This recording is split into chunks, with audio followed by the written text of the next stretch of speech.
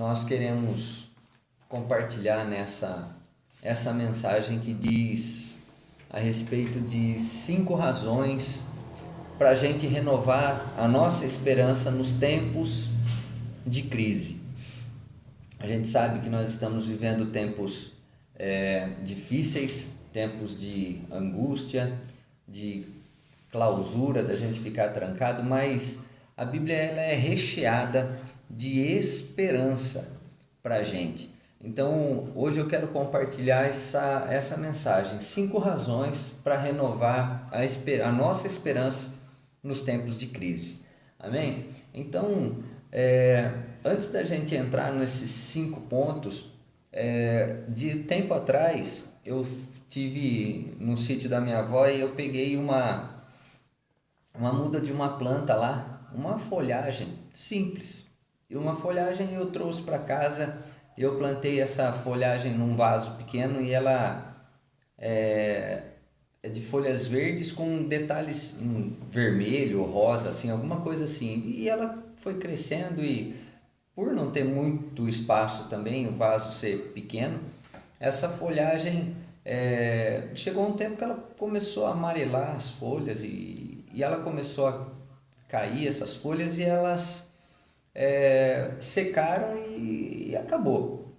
Aí ficou o vasinho com terra lá e eu, perto das outras plantas que a gente tem aqui em casa, eu fui regando as outras plantas e aquilo acabou caindo água dentro e passou o tempo e eu nem bola dei para aquele vaso lá, ficou aquele monte de terra dentro de um vasinho pequeno, quando do nada, não do nada, né? A gente fala do nada, mas na verdade não há nada que é do nada, tudo tem um propósito. E de repente aquela flor começou, daquele vaso de terra, começou a brotar de novo, alguns galhozinhos, alguns raminhos, e de repente aquilo começou a tomar forma e eu continuei irrigando da mesma forma que eu nunca tinha parado. E isso depois de um bom tempo que ela ficou lá na terra seca, lá só irrigando, e de repente aquilo tomou forma novamente, tomou corpo novamente, e aquela flor então, aquela folhagem voltou a crescer outra vez e aquilo me gerou uma indignação boa. Eu comecei a pensar e me levou a esse texto, pensar em esperança nos tempos de crise. Mesmo na terra seca, Deus é capaz de fazer brotar algo no meu, no seu e no nosso coração. Então, nesse pouco tempo, eu quero compartilhar com vocês que estão aqui na nossa live e aqui nesse vídeo que nós estamos fazendo no nosso canal. 5 razões para a gente renovar a nossa esperança, a nossa fé nos tempos de crise. Primeira razão, ela está lá no na primeira carta de Paulo aos Coríntios, no capítulo 15, no verso de número 58.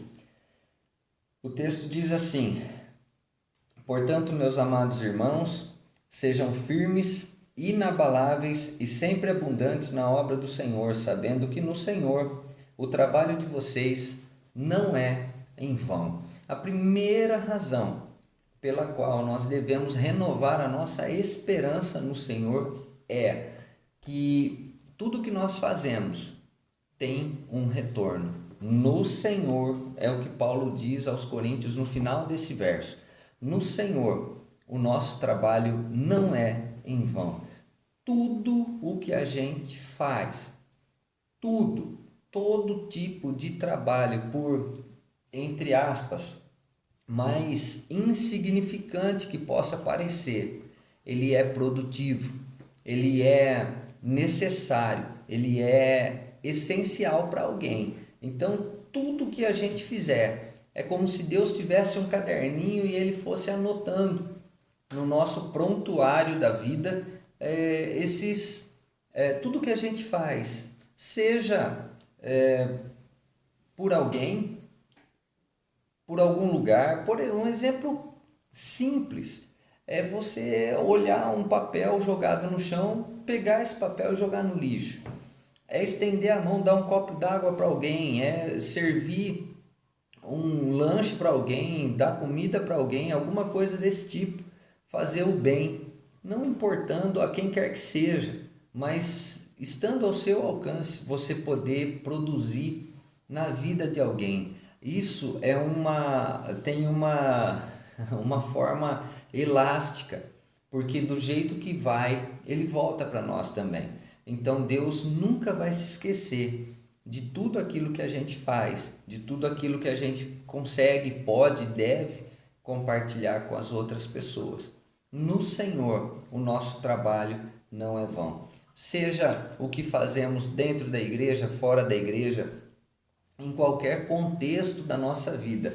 Às vezes nós fazemos algo esperando retorno imediato, urgente, emergente, rápido, e nem sempre é assim para com as pessoas. Às vezes, tempos atrás, eu quero compartilhar isso aqui, tinha um menino que trabalhava comigo e ele fez um serviço num veículo de um cliente nosso e fez além daquilo que o cara tinha pedido para que fosse feito.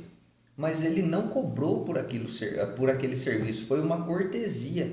Então ele chegou todo empolgado, falando para o cliente: olha, além do que você nos pediu, eu fiz isso e mais aquilo, arrumei aquele outro, isso não vai custar nada para você. O que ele esperava era um sorriso de repente e um agradecimento. O cara olhou para ele, simplesmente olhou para ele e falou: ah tá, virou as costas e saiu.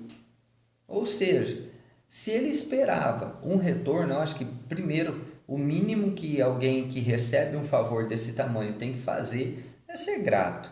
E se ele fez aquilo esperando de repente uma recompensa, ela não veio, mas com certeza aquilo ficou computado na caderneta de Deus, porque nele tudo, por mais simples que seja, que a gente faça, Deus soma aquilo. Quando a gente não deposita as nossas esperanças e a nossa fé esperando aquele retorno, quando a gente faz de bom grado no Senhor, o nosso trabalho não é vão. É o que Paulo diz aos Coríntios. Gente, ele fala assim: permaneçam firmes e constantes. Nessa época de pandemia, se você puder estender a mão para alguém, abençoar a vida de alguém, faça sem esperar nada em troca, porque o retorno disso quem dá é Deus. Amém? A segunda razão pela qual eu e você devemos renovar a nossa esperança nos tempos de crise é que Jesus nunca nos abandona. Evangelho de Mateus, capítulo de número 28, verso de número 20, se você correr aí na sua Bíblia, dá tempo de você achar. Mateus 28, verso de número 20. A palavra de Deus diz assim: ensinando-os a guardar todas as coisas que tenho ordenado a vocês, e eis que estou convosco todos os dias até o final dos tempos. Jesus nunca nos abandona. Por mais que pensemos em momentos da nossa vida que estamos sós, quantas vezes a gente já fez essas reclamações sozinhos no nosso quarto, onde a gente está trabalhando, na escola, ou seja lá em que cômodo da casa, que lugar do planeta a gente estava. A gente já falou: ninguém me ouve, ninguém me quer, ninguém me ajuda, ninguém me escuta, não tem ninguém para conversar, não tem ninguém para compartilhar. Nós nunca estamos sozinhos, porque Jesus jamais nos abandonou e jamais nos abandonará. A solidão, muitas vezes nós somos deixados, sim, por outras pessoas. Nós somos deixados de lado. Às vezes, nesse tempo de pandemia, talvez você não tenha recebido a ligação de ninguém que de repente você esperava. Mas isso não significa que você deve ficar sentado e só aguardando essa ligação.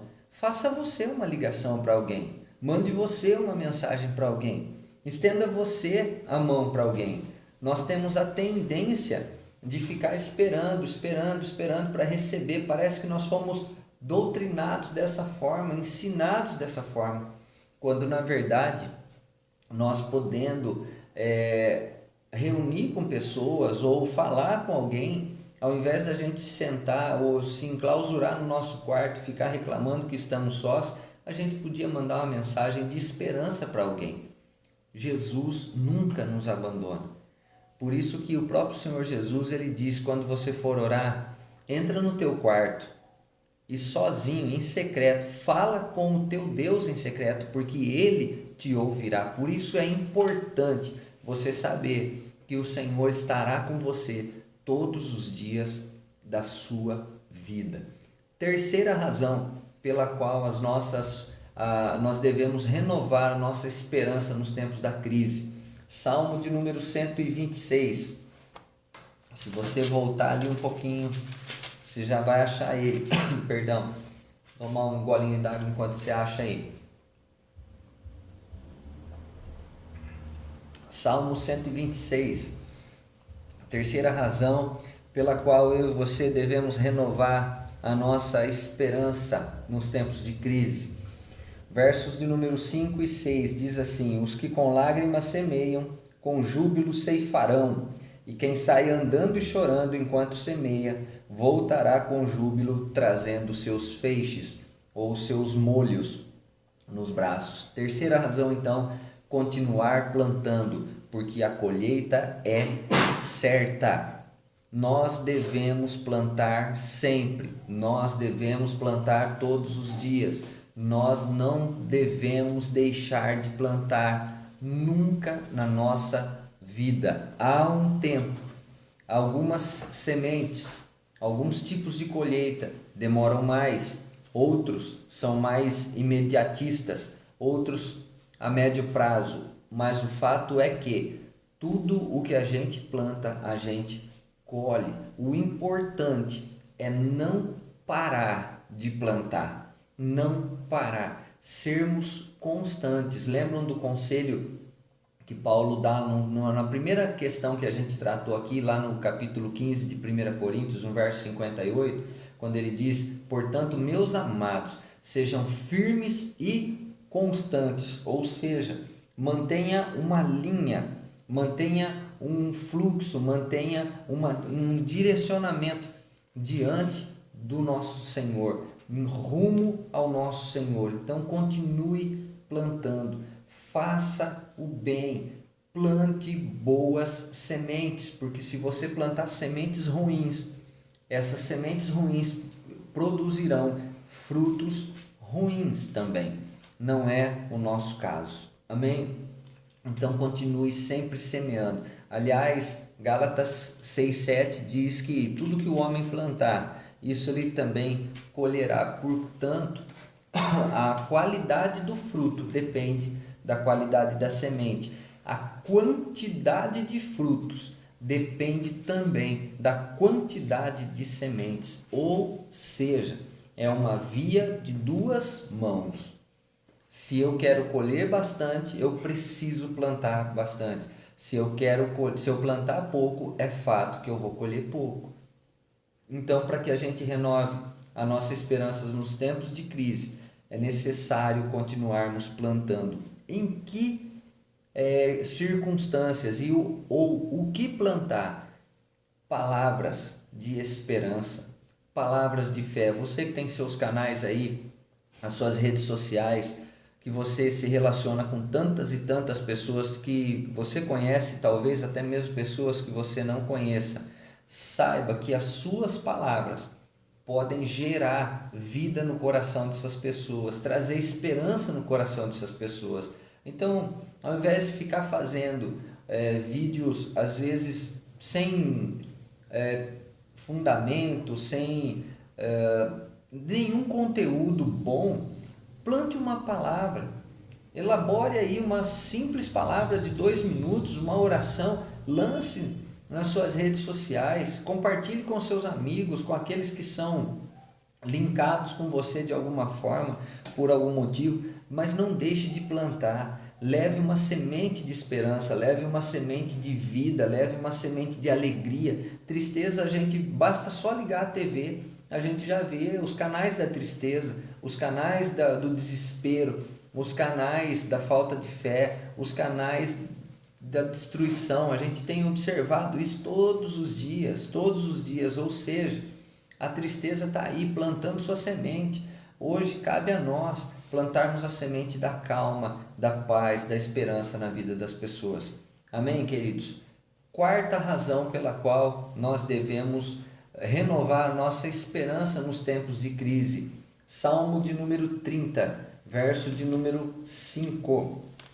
Salmo 30, verso 5 diz assim: porque a sua ira dura um só momento, mas o seu favor dura a vida inteira.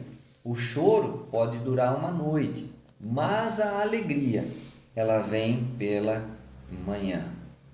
Então, a quarta razão que a gente precisa entender para ter as nossas esperanças renovadas nos tempos de crise é que a crise é passageira. Ninguém vive só na crise. Nós cristãos evangélicos temos uma mania de dizer que nós, quando estamos passando por um momento de crise, um momento de luta, um momento de dificuldade, nós dizemos: estamos passando por um deserto. Mas tem gente que adora deserto, tem gente que ama permanecer no deserto. Tudo é o deserto. Esse deserto da minha vida não acaba, esse deserto não sei o que. Mas parece que a pessoa não faz nada para sair do deserto.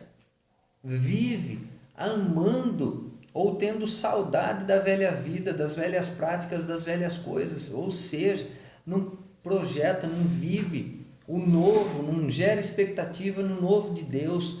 Permanece amando viver no deserto. No deserto, amados, não é lugar de fazermos de fixarmos a nossa residência. No deserto não é lugar de estabelecermos o nosso porto seguro. Tanto que no deserto construir uma casa é difícil.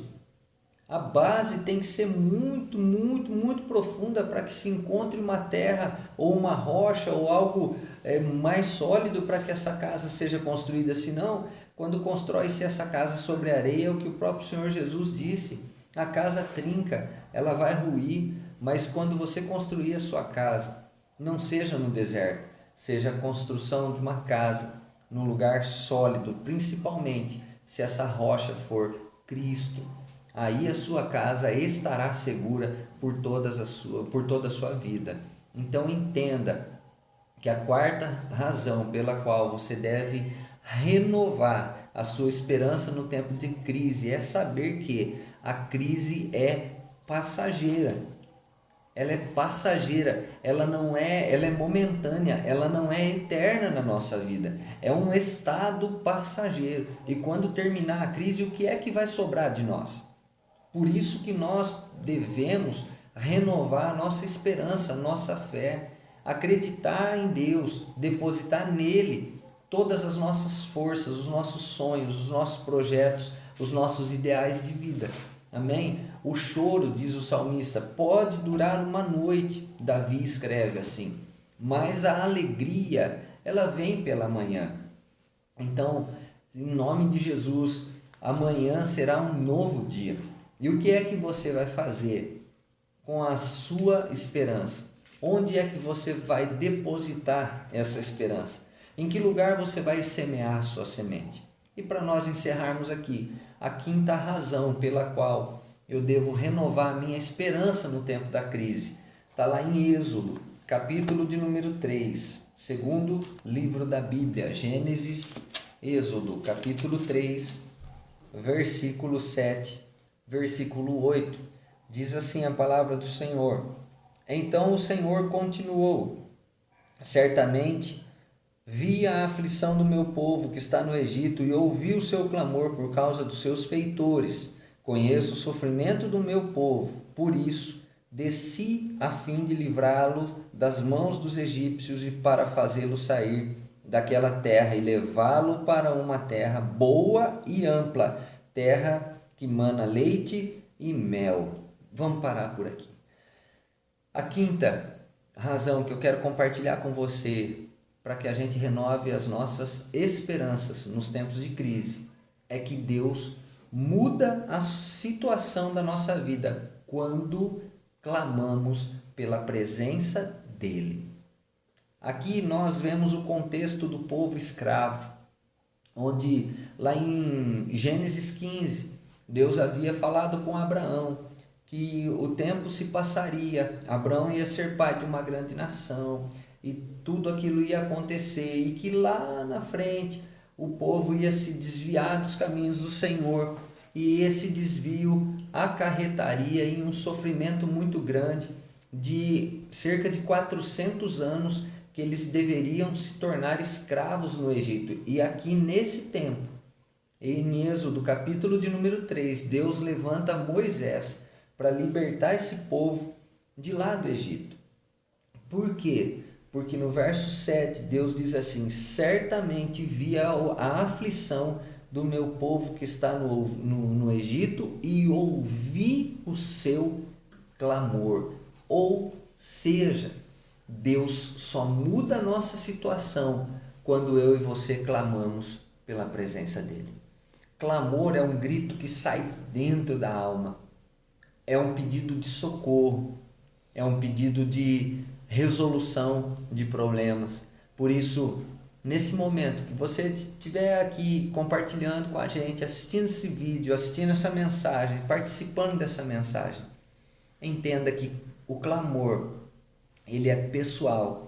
Nós clamamos, lógico, como um povo, povo cristão brasileiro hoje, nós clamamos pela nação, nós clamamos para que o Senhor coloque as mãos sobre os nossos governantes e os faça entender que eles foram colocados lá para trazer sobre o povo a bênção do Senhor. É assim que nós cremos, é assim que nós clamamos, para que Deus estabeleça a justiça dele através daqueles homens e tantas outras coisas. A igreja está unida, clamando para que o Brasil seja transformado, para que essa pandemia não acabe só aqui, mas acabe no mundo todo. Há pessoas dos 4 cantos dessa terra clamando pelo Senhor.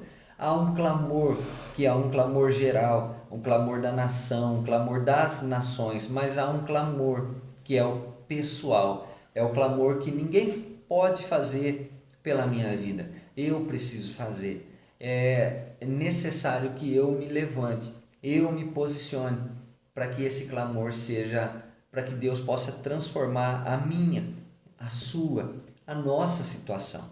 Portanto, queridos, eu quero recapitular aqui essas 5 razões pelas quais nós devemos renovar a nossa esperança nos tempos de crise. A Bíblia nos ensina isso. Primeiro, tudo que fazemos tem um retorno. 1 Coríntios 15, 58. Segunda razão, Jesus nunca nos abandona. Evangelho de Mateus, capítulo 28, verso de número 20. Terceira razão, devo continuar plantando, porque a colheita é certa. Salmo 126, versos 5 e 6. Quarta razão, a crise é passageira. Salmo de número 30, verso de número 5.